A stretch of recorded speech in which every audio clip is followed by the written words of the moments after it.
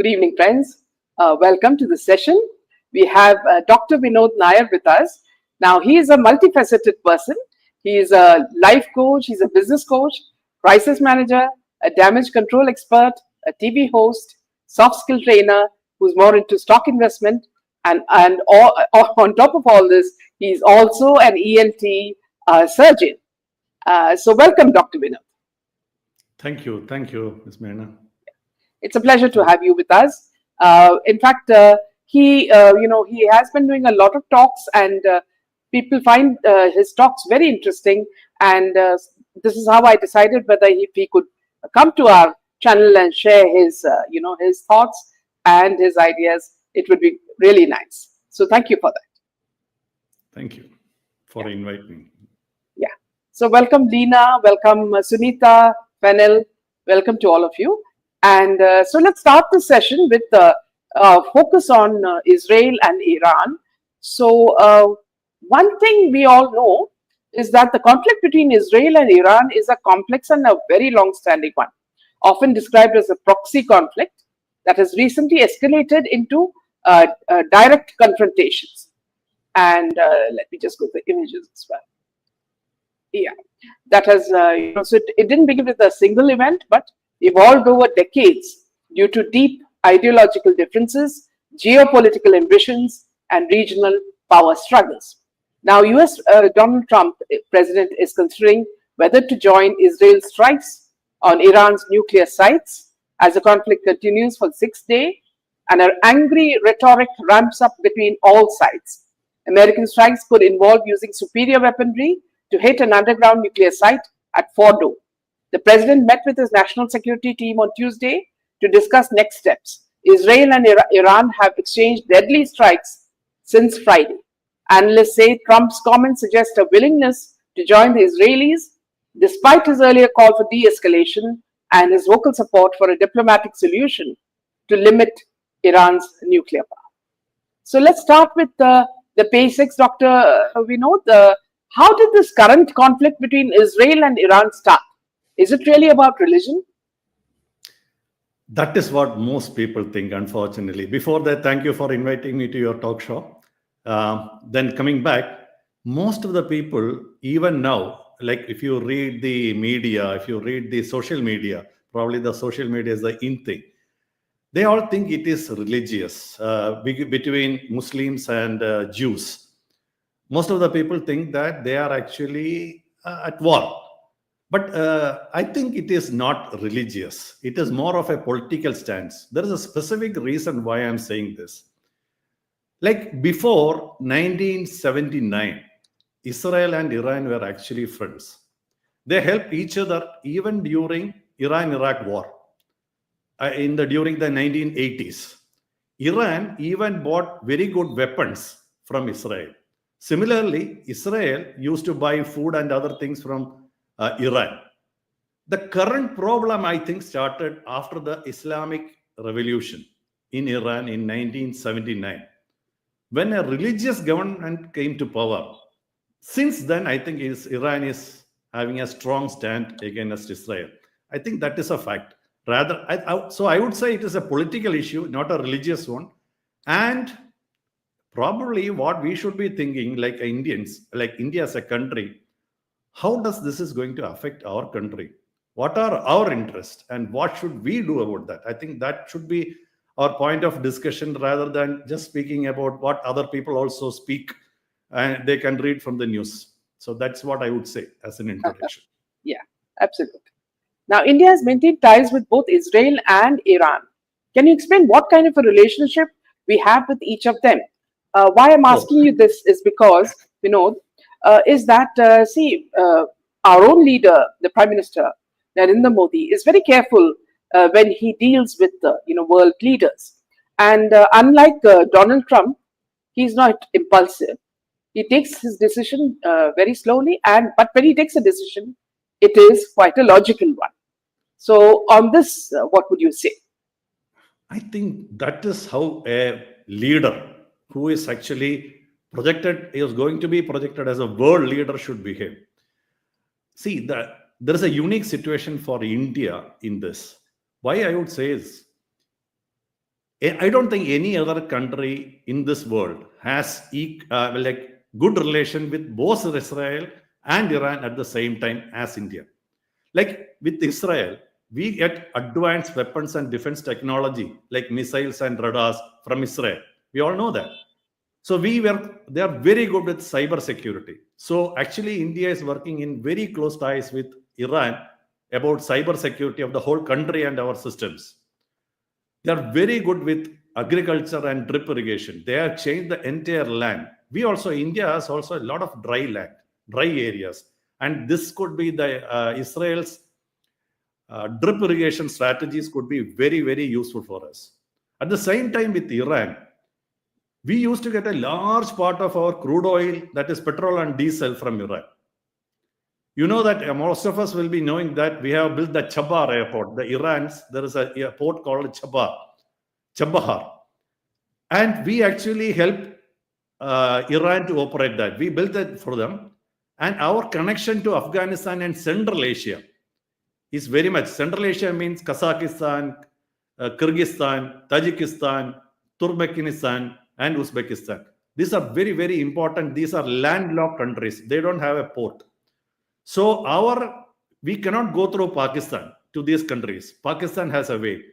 So if we want to approach these three or four Central Asian countries, Chabahar and Iran is very, very important to us. Moreover, Iran has helped India rescue his citizens in wars and emergencies multiple times. Thousands of Indians have been rescued from Yemen during Gulf War, during many other such similar situations with the help of Iran. They were the first to help and support us unconditionally. So it's very important that both countries support us in different ways, and we must continue to engage both. I think we should not choose one over the other at this particular point of time. That is what I would suggest as a strategy for India. Yeah. So one of our viewers, Panel, says, I had met two Israeli friends on one of my vacation, and I must agree that not only they are intelligent, but also very humble and kind humans. They love Indian people and are very fond of Indian food, is what she says. And Lena says, America has done regime change in Iran when the Shah of Iran had to flee.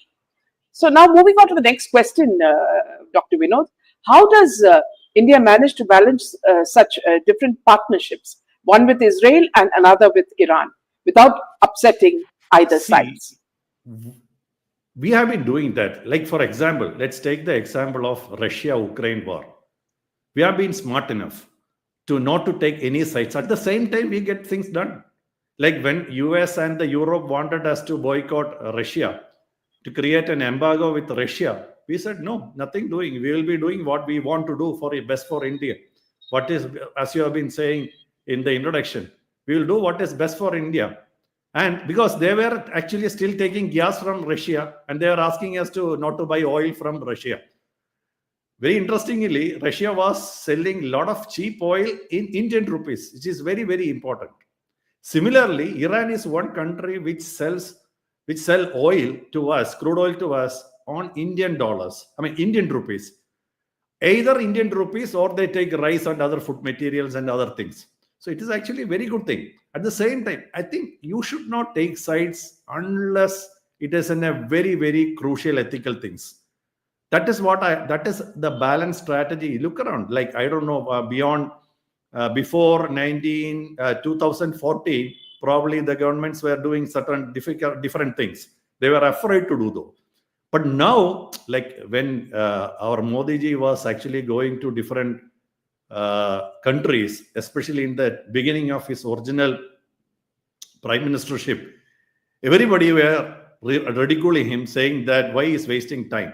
Now it matters. Now he's actually a world leader. He has risen to a status of a world leader where everybody listens to him.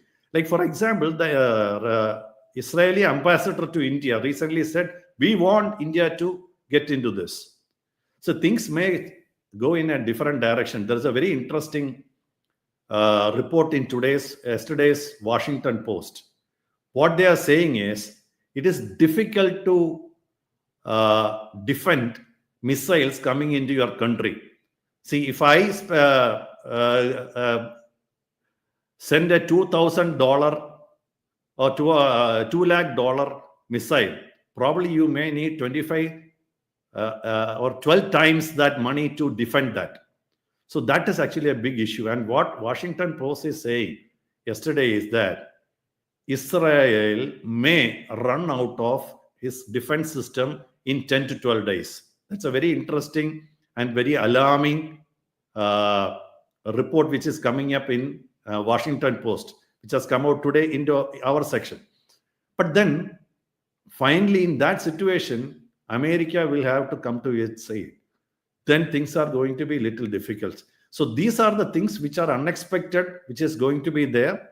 I still feel India should be taking a very balanced view, ready to negotiate with both or make them come to a table. That is what would be the right way, right thing to do right now. Probably tomorrow it may change. Yeah. You mentioned India's oil imports.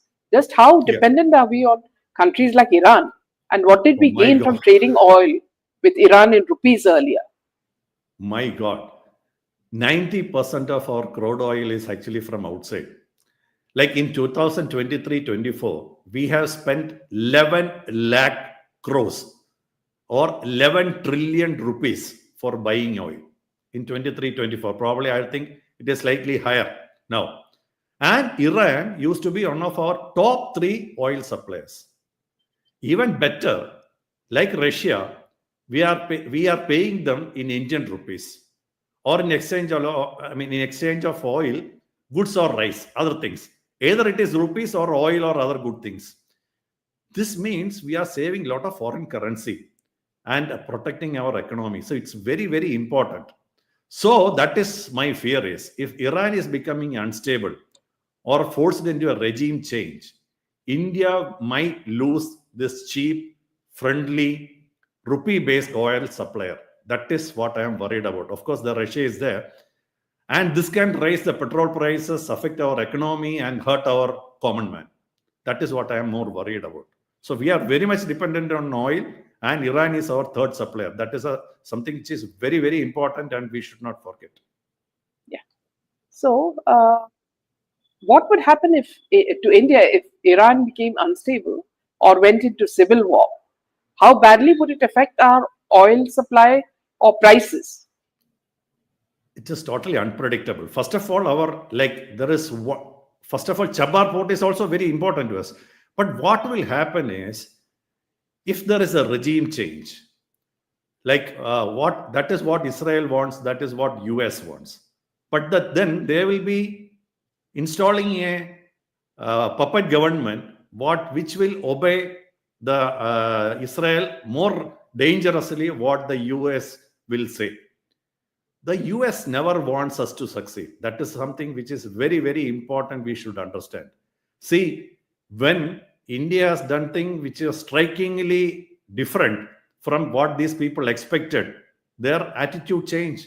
Yesterday, US has given a lunch, closed door lunch to their failed marshal, Pakistan's failed marshal, isn't it? Something which is very funny, because if they want to handle Iran, they need the support of Pakistan. So things are taking a very ugly shape or ugly turn very recently. That is what I am worried about. So basically, if something goes wrong in Iran, there will be total chaos. The new regime may not be agreeing to us. They may not be selling us oil, much needed oil, or they may sell it in dollars. Either way, on any of the situation, it could be a difficult situation for India. Yeah. Now, US President Donald Trump will meet, as you just mentioned, Pakistan's Army Chief, General Syed Asim Munir, who's in Washington on an official visit. The reports about the meeting came days after the White House denied inviting Munir to the US Army's 250th anniversary celebrations on June 14th. Now, the Pakistani military leader will meet the US leader for lunch, scheduled to take place at 1 p.m. on Wednesday in the White House's Cabinet Room, according to the president's daily public schedule, which is today. Now, Asim Munir's presence at the White House does raise eyebrows. He received an invitation for a closed-door lunch with Trump in a closed room. Although it's officially stated that strengthening bilateral military ties, the timing of this meeting, and the current geopolitical situation, given this, gives this a great importance. So, what do you think? How do you see this invitation? And also, there's one more question coming in. Mr. Trump is going to use Asim Munir against Iran. Pakistan will sell itself for dollars. Your remarks on that. See, what is going to happen is a highly complex situation. First of all, we should remember Pakistan is a rogue state who has harbored all the Islamist terrorists. People used to say, our Indian politician used to say, they are not the nursery for Islamist terrorists. They are the university who will pass out with flying colors. See, we should remember the 9/11. And where was Osama bin Laden hosted all these years for so many years? It was in very close to their actually army headquarters, or army containment. So it is basically, but even then, US actually, because very interesting things were saying coming out, they were saying, if you ask any one nation to do whatever they want, after giving money and resources, that one country will be Pakistan. So even their generals have been admitted. Europe have been taking us for a ride. US has been taking us for a ride, doing all dirty things. So if they want to do dirty things again with Iran, probably the best person is, but the best setup is to approach their field marshal. So I think that is one thing. Now China, how will they see this? What will be offered? Because China has close ties. The China-Pakistan, that commerce corridor is there. They are very much interested.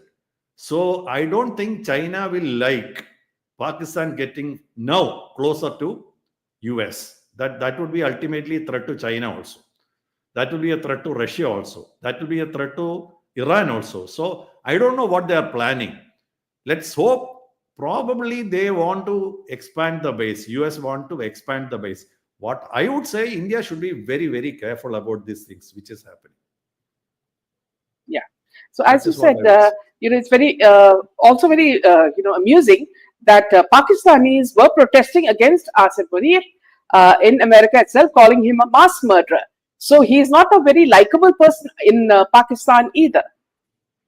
See, Pakistan, they won't call this. You know why? Because in US, they are free to do that. But in Pakistan, if they do that, they will be dead. So I don't think the same person, because they are really afraid of the military. The Pakistanis are, though they may say few things, certain people may say certain things, I think they are really afraid about the Pakistan army. And unfortunately, whether it is Asim Munir or Trump, he is least bothered about the public opinion. So whatever is the public opinion, I don't think anything is going to, I don't think that is going to restrict either US or Pakistan generals in doing what they want in alignment with US. Now, Lina is saying Chabar port will be in danger if Iranian government falls. Correct. Because we have invested such an amount of money in building Chabar port. As I said, it is we can't go through Pakistan. That is the Chabar port is our entry into Afghanistan and Central Asia. As I said, Kazakhstan, the Uzbekistan, Turkmenistan, Tajikistan, we need, because these are very, very important trading areas for us, countries for us.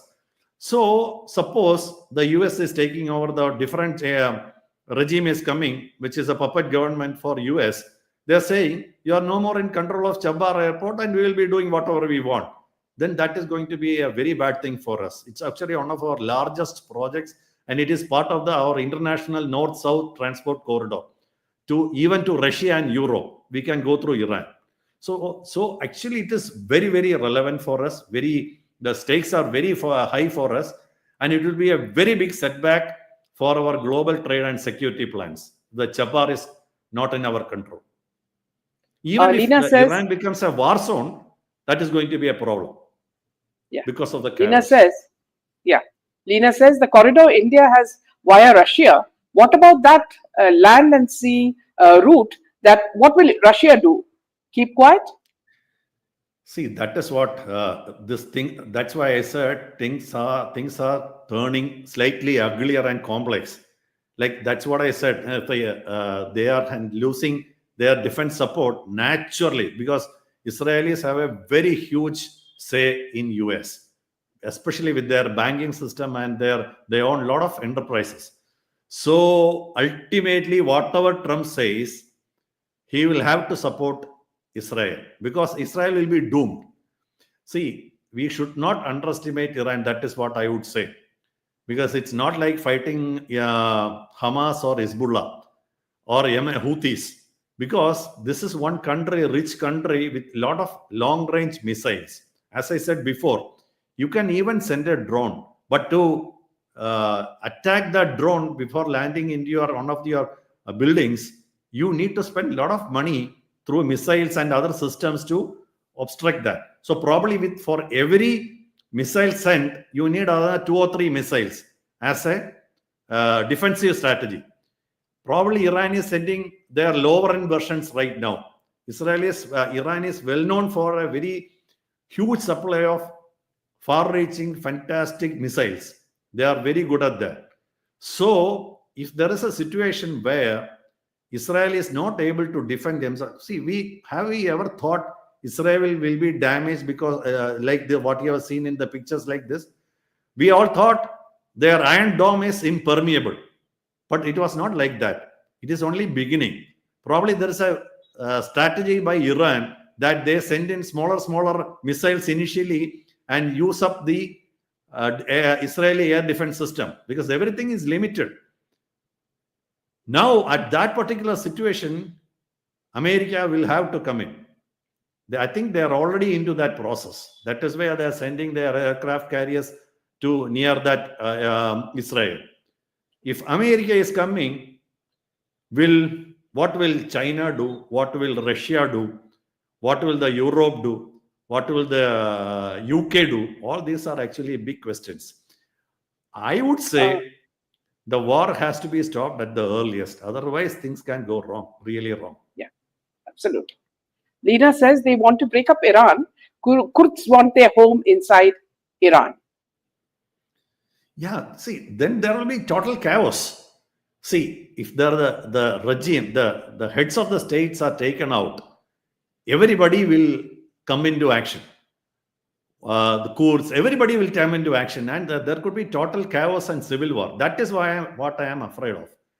So it will be not only bad for Iran, it will be bad for the entire region, and also for India. Like if there is a blockade, see, Iran can very easily block the Hormuz Strait. The relevance of the Hormuz Strait is 20% of the oil supply, so oil is being transported through that region. It's a very small area. 2 days back, there was actually 3 tanker ships collided and got fire, and everybody thought it was through a missile attack, and even the crude price shot up. So anything goes wrong in that area, it could be a very, very dangerous thing for the oil transport. Then things will change, and everybody will suffer. Not only Iran and Israel, everybody will suffer. Milburn says Trump told Israel not to kill Khamenei. Why? See, again, taking out the leader could precipitate a very, very dangerous situation. Like many people were asking why we have not split Pakistan into 4 different regions. We could have probably done that. Then you will have to handle ultimately 4 different countries with probably 4 nuclear countries. So I don't think it is always, in Malayalam we used to say, you can only bet, you don't break anything. The problem is the fallout could be very, very dangerous. We don't know what will happen. So it is always smarter to leave him alone. Or I don't know. Let's see what these people see. Who are we to decide? Whatever we say, they will do. then we can only say about the repercussions or we can anticipate things, Absolutely. isn't it? Who are we to decide on these things? Dina says Turkey also wants parts of Iran territory. They have blocked it already. Is there supreme leader in Moscow? And according to the news reports, I think he is in Iran only. He probably is in some bunkers. See, everything is possible. How can we say unless he is coming out? Like we have Netanyahu, their Israel Prime Minister was also supposed to be in some other place. Then he came out. Unless this Khamenei comes out, we don't know where he is. And it is not wiser also to come out. Once he comes out, probably a missile will land on his head. Things can go haywire. See, I don't think, killing a country's head, especially a revered country's head, you can't handle a big country like that. What happened in Afghanistan? Did America achieve what they wanted in Afghanistan? Did they achieve what they wanted in Iraq? We can say so many things. You can't handle a country like that, especially a big country like what happened in Vietnam. So we only see movies and we will say they could do this, they could do that. See, you can always fly fighter planes and bomb. You can always send missiles, but things will change when they go to the ground and try to occupy. That is what has happened in Iraq. That is what has happened in Afghanistan. That is what has happened in Vietnam. You can't predict certain things. And I don't think it is that easy to occupy a country. Yeah. So we often forget about the huge Indian population living in the Gulf. How could this conflict impact them and India's economy? Because last what I heard was all Tehran's roads were being jam-packed. People are trying to run away from the city, and our students are also being advised to come back. Many of the students are preparing to come back. What do you foresee? See, this is certain things which we don't usually read or write in the media. There are millions of Indians living in Gulf countries. There are over 9 million Indians live and work in countries like UAE, Saudi Arabia, Oman, and all the Gulf countries. If the war from Iran spreads to Gulf, there could be totally different situation. Indians may lose jobs. That is the first thing. Or they will be forced to return. So even now from Iran, everybody, Indian government has said people from Tehran at least to go out. If it is going into a bad situation, then Israel also will be, Indians in Israel will be also be asked to move out. See, this could be very, very bad. Indians could lose jobs. They will be forced to return. There will be huge losses in remittance, means the money they send home. Then there will be tensions between communities, even among Indian workers abroad. We can't predict the year. You can't bring millions back home, no. And moreover, there are billions of dollars every year from Gulf workers. The safety is directly linked to the economic and social peace in that region. So I think, and especially in a state like Kerala will really suffer if such a bad situation happens. Yeah. What Milton is saying. Eventually, as I said before, Strait of Hormuz will be blocked. Then the oil prices will rise worldwide. Indian ships will need, probably if they want to bring oil through that, you need a military escort or a naval escort or special insurances. Supply chains will be affected. Our Indian economy will actually go to dogs. That's very, very, you can't predict whatever is going to happen. See, if the oil price doubles, our productions can go wrong, our transportation can go wrong, our aviation can go wrong. We can't predict the real effect of a real extended war, a widespread war. That's what I am saying. Yeah. Dina says there are 10 million Indians in Qatar, and Milburn says, what is Qatar planning? We can't see. Then, of course, there is a Shia Sunni issue is there. But I think it is more than that. What I have predicted in my Facebook is ultimately, if Iran is pressurized, what I will feel, all Islamic, Arab countries and Muslim countries will unite ultimately. That is what I would foresee. Even Pakistan will have a tough time Because then that if the people started revolting, they will have to. The Shias, I'm sure many people are saying Shias will never, Sunnis will never support Shia. But I don't think ultimately, if this goes beyond a level, Arab Muslim countries will unite and try to, because that is what the other people want. No, they want to have take total control over. They just want their oil only. See, what is the interest of US in this? Why they are interested in Saudi Arabia? Why they are interested in Kuwait? Why they are interested in Qatar? Qatar is actually a big gas, enormous amount of gas. They just want to, countries like US and Europe, they want to preserve their stocks and use up what is available in the Gulf at a cheaper price. That is their interest in UAE, Saudi Arabia, and Qatar. So, but then will they think, Qatar think that they are any way Shia, we are Sunnis, we should not be making ties? I really doubt. I think they are already making meetings, arrangements, and given that Israel should stop fighting Iran. That is what I understand. But see, first of all, medias are biased. They will report what they want. And most of the time, it is according to the tune of the Western people. So I don't believe what the media is saying is absolutely true regarding Qatar or Saudi, or even Saudi has said no. Pakistan has said they should stop. Israel should stop attacking Iran. Pakistan has said. Saudi has specifically said. Qatar, I don't think I have not seen any specific mention about that. But then jointly they have joined in the statement saying that Israel should stop attack. That's what I understand. Yeah. So Lina says it's a Shia Sunni fight. Saudi, UAE, Bahrain, Oman, Jordan, all are Sunni countries. I fully agree. See, if it is a fight between Shias and Sunnis, this is okay.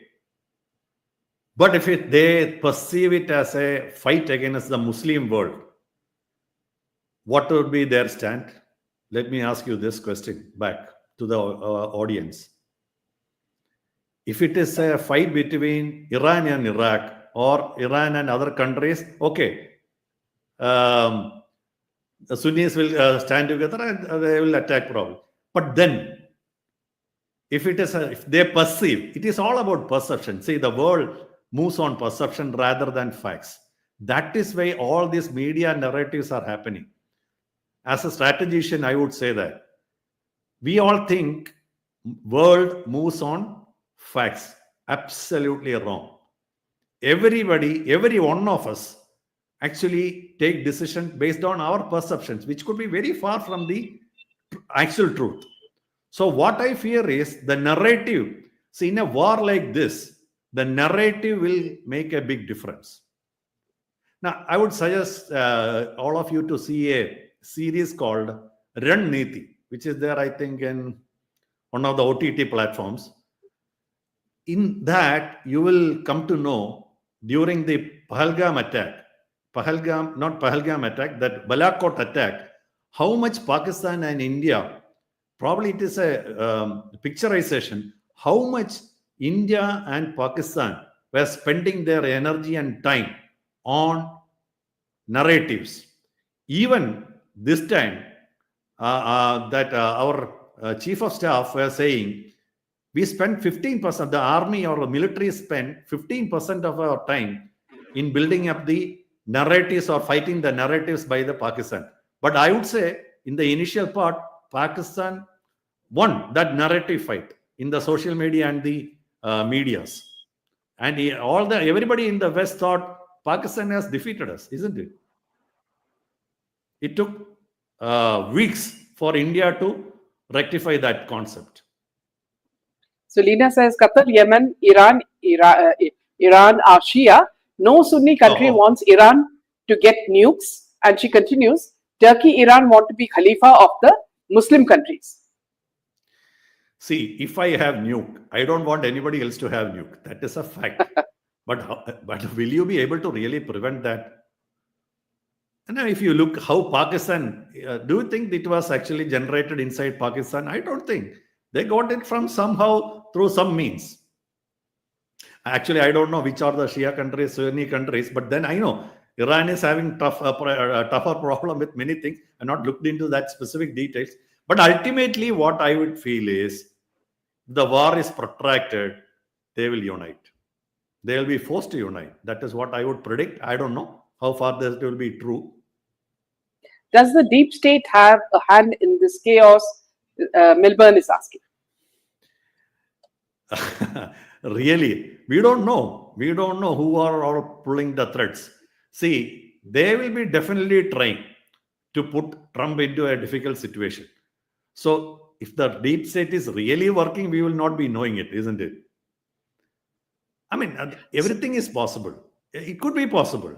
But to what extent, what they will be doing, see, it is very difficult to control a guy like Trump. You don't know what he is saying today. You don't know what he is saying Yeah. tomorrow. It is a very, like a person like Putin is highly predictable. A country head like Modi ji, Narendra Modi is highly predictable. I mean, in behavior at least, you don't know what he is thinking. You don't know what Putin is thinking. But you can see through Trump, no? You don't know what he is thinking right now. He's a pakka businessman. He is just like trade. He is handling countries. Just like a trade, routine trade. I don't think that is good for a country head. So who will, now, let me ask you this question. Who will believe what Trump is saying today?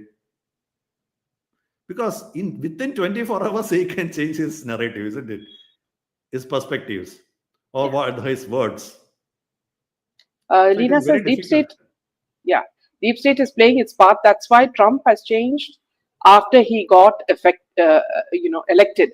So there may be some secrets that the deep state knows about Trump, which is why even his body language has changed. When he walks at the airport or comes to receive people, he's not the dynamic man he was earlier. So there seems to be something that he is afraid of. Now, Lina also says Pakistani nukes are they USA nukes that were hidden there for years. This is something that was exposed, isn't it, Vinodji? We don't know. We don't know. Most people think, like if you look at the Pokhran, after Pokhran, they have done it in 20 days. Pakistan has actually made a so-called nuclear explosion in 20 days. But all the experts believe to activate or to conduct a nuclear explosion, experimental nuclear explosion, it is months and months of preparation. Just because India has done it today, you can't do it after 20 days because you need to take a deep well, very deep well into 1 or 2 kilometers deep into the thing and put cables, a lot of other things. So it will take at least 6 months. So nobody actually, see, everybody, what Pakistan was doing all this time, they were saying, we are a nuclear state, you cross four of these red lines, we'll use nuclear bomb against India. That is what they were saying. First thing they were saying, if they come, India comes deep into the Pakistan, they will use nuclear bomb. Second, they were saying, you take any of our major ports like Karachi or major ports or into our extreme assets, they will use that. If you murder any of our top military leaders, we will use that. If you kill our state leader, we will use that. Many things happened during this time. No, this Operation Sindoor, what has happened? Nothing has happened.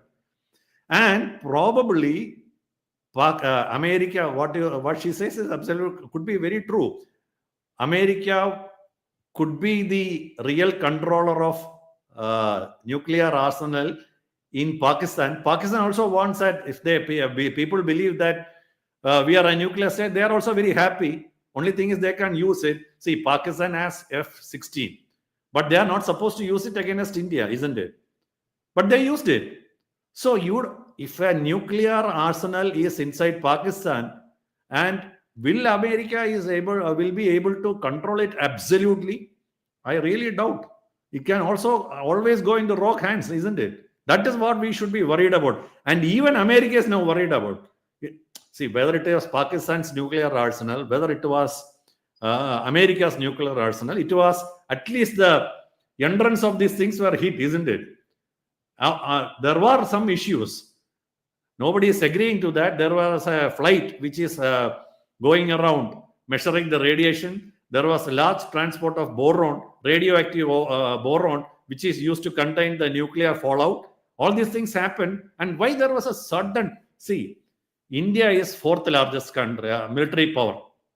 Pakistan is 11th or 12th largest military power.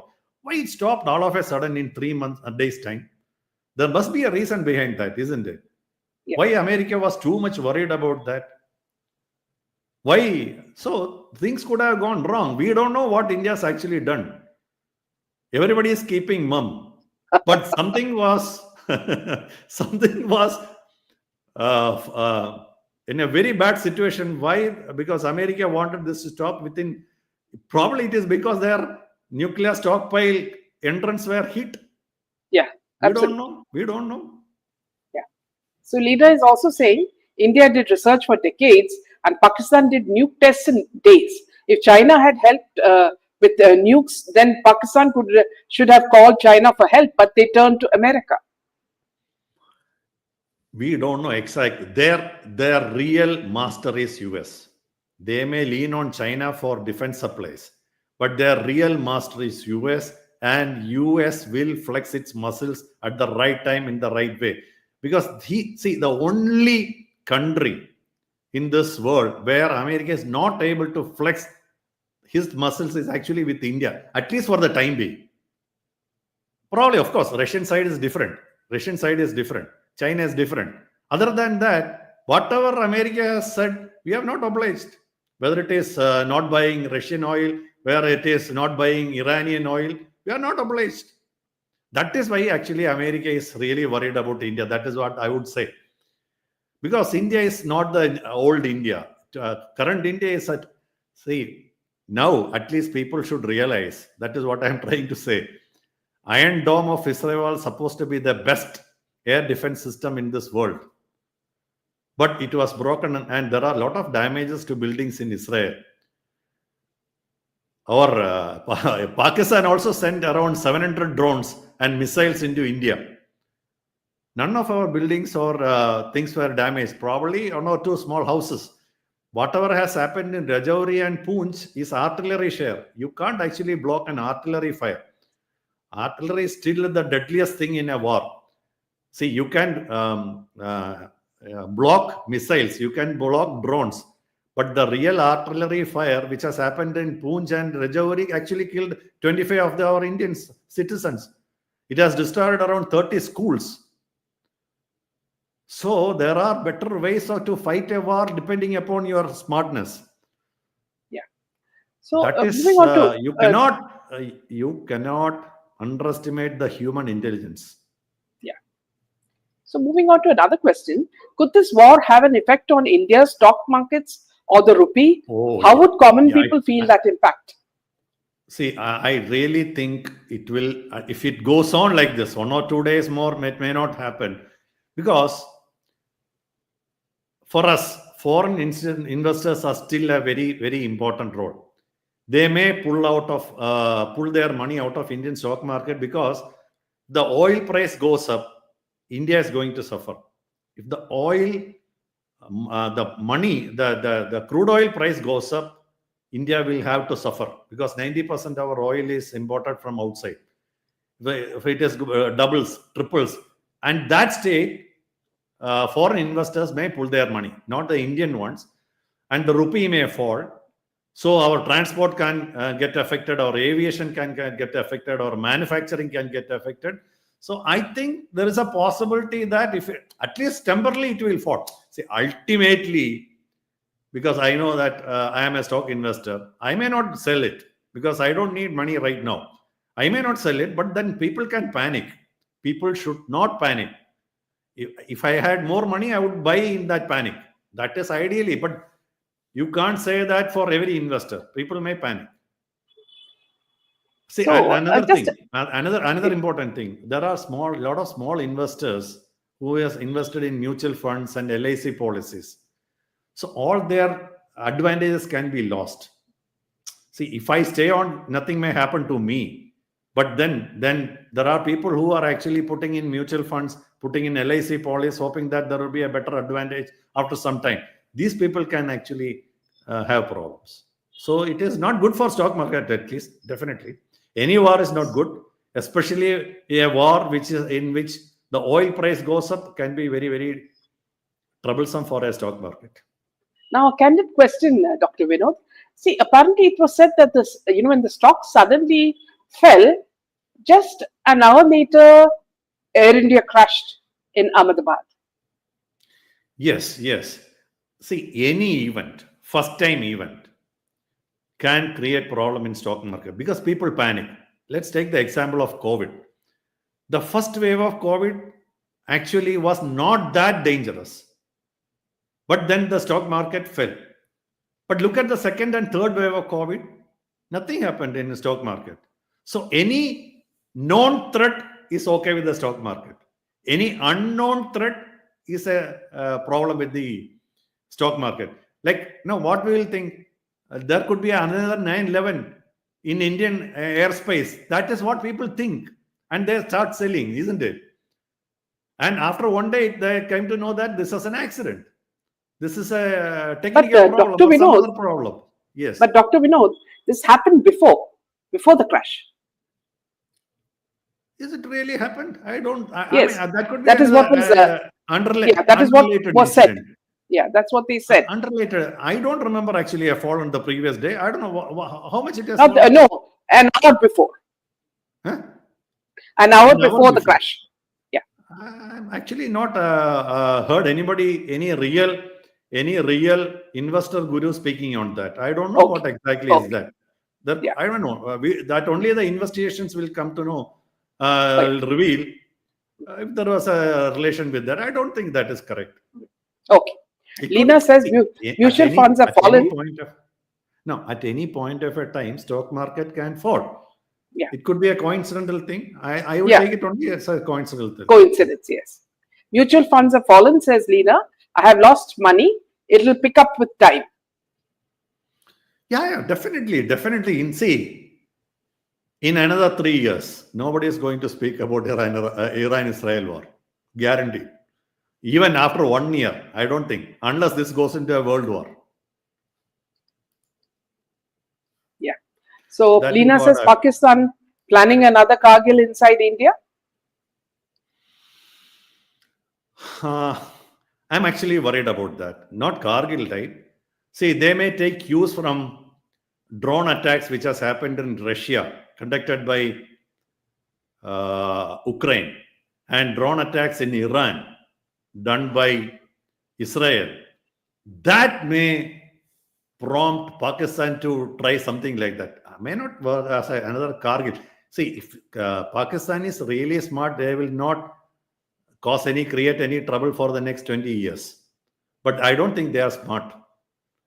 They may try something really bad and India will strike back. It is as long as this regime is in power, if they try something bad, they are going to get it. Rajnath Singh has specifically said, last time, Navy has not started its batting. Next time, if something goes wrong, Navy will doing the opening batting. See, in any country, the real firepower is with the Navy, and Indian Navy with the two aircraft carriers and around 36 accompanying fighter and frigates, very deadly, dangerous. Somebody was saying our system is much better than American systems. See, only when people fight, they will come to know the real might. It is all in movies. What we hear and believe is, again, as I said before, it's perception. Only when we in the real fight will come to know. See, let me ask you about the audience regarding. Has any one of you thought Israel will have a hit like this? At least what has happened right now, till now, nobody thought. Everybody heard about the stories of Iron Dome, impermeable. Nothing like that. Only when people fight, real fight happens in real time, we will come to know who is smart or who is smarter. So Lina is saying, sir, What about Bangladesh border? Will Pakistan try next attack via Bangladesh side? No, they are not same countries. See, what I feel is after seeing what they Pakistan got from India, they are very, very careful right now. Yeah. See, Bangladesh is nothing for Indians. Nothing Indian might. You must understand. We are fourth power. Pakistan is 10th. Pakistan not a small army. Bangladesh is nothing. If Pakistan comes to knees in 3 days' time, what will happen with Bangladesh? I don't think Bangladesh is a real threat. Of course, if Pakistan attacks from the eastern side, they can, from the western side, they may create some trouble getting help from China from the western side. That is a different issue, isn't it? Or eastern side from the different other side. But I don't think they will have the wisdom will prevail for the Bangladesh. That is what I would say. And she continues with, it's predicted Bangladesh will break up. What about Sheikh Hasina? See, all these are very, very unpredictable things. We don't know. India must be having something in our mind. Pakistan, see, the old regime of US has actually helped Bangladesh throughout Sheikh Hasina because she was actually having good ties with India. They wanted to have a different regime there. See, behind most of this trouble, America is playing its own part. That is what I would feel. But now with Trump, slightly his interests are slightly different because he is more into trade, making making America great again. I don't know how far that will succeed. I personally feel what the strategies will backfire after 3 years, 2 or 3 years. Prashant says the Bangladeshi army will not play with Indian army. He says it in Hindi. Any sane person will not do. See, that is what you should be really worried about Pakistan. I don't think their thought process is sane. Why should India start a war with China? Let me ask you this. Isn't it? We should not be doing starting a war with China on our own. Just like that, they should not be starting a war with India. They should not be doing anything which will start a war with India. That is what they have done, unfortunately, and that is how they got it back. Yeah. Simplify says, your views on Modi ji's visit to Croatia? Where? Croatia. Yeah, Croatia. I have actually not followed that thing. When was that? I don't know. I have not followed that. It was the three C's. So you have, so he would, after Canada, he would visit Croatia. Okay. That was the plan. Actually, I have not followed that. Sorry. Cyprus, probably Canada, and Croatia. Of the others. Yeah. So, in conclusion, if you had to summarize, what should India's top priorities be in handling the Israel-Iran conflict, and what would your message be to policymakers be? See, first thing I would say, we should stay neutral. Don't pick sides with an emotion, on any emotion. We should be behaving like an emotionless manner. That is my first thing. Second, we should keep both Israel and Iran as partners in future also. Don't take sides. Work on energy security because energy security is very, very important to us. Both oil as well as the other one from the Israel part. Rupee-based oil trade is very, very important to us. So energy security and rupee-based oil trade is very, very important to us. I would give all the attention to that. We should not lose Chabar port in Iran and the trade routes through Iran. That is very important to us. Whatever we need to do for that, we should do. Be ready to rescue. I think the most important priority is rescue Indians, not only in Iran, not only in Israel, but also the 9 million in Gulf if the war spreads at the point of any crisis. Already in Israel and Iran, I think we are doing it, but I don't think it will be limited to that. We can expect much more trouble. And I think we should be using, rather than speaking like Trump in front of media, we should use quiet diplomacy to stop the war from spreading. It is in our interest also that this war stops. Iran Israel war stops, it is in our India's interest also. We should be definitely working behind the scenes using quiet diplomacy to do that.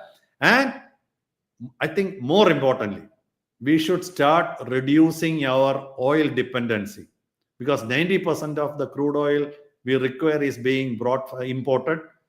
At every war that is at stake, we should be shifting to renewable energy to avoid this oil shocks like this, which is, see, currently what is the most important things at stake for India? It is the oil, crude oil import. So we should be expanding into more and more. We are of course on that pathway. Probably we should rise it 10 times. Our expansion into renewable energy like solar, wind, and batteries to store. All these things should come up. I think that is my message. Staying neutral, Yeah. all these things, what I said. So one last question. Lina says, how soon will India start taking out oil from Andaman Nicobar Island? See, I think it will take years, 5 years, 10 years. It's not that easy. We don't know what is the real quantity of oil which is there also, the quality of the oil. See, I would still say we use up, like the America's policy should be our policy. If it is with Andaman, we can extract it at any point of a time. We should be using the other kind, importing oil as the first resort, isn't it? When we have enough resources, like in a crisis, we can think about that things. The same policy which is used by America. Yeah. We should play Thank smart. you. I think that is what is more important. Yeah. Thank you so much, Dr. Vinod. A brilliant talk coming from your side. And you've clarified a lot of the doubts of our viewers. So thank you for that. We'll see you next week. Good night. Thank Jai you. Hind. Thank you. I really and enjoyed Jai Shri Ram. coming to your channel. Jai Hind.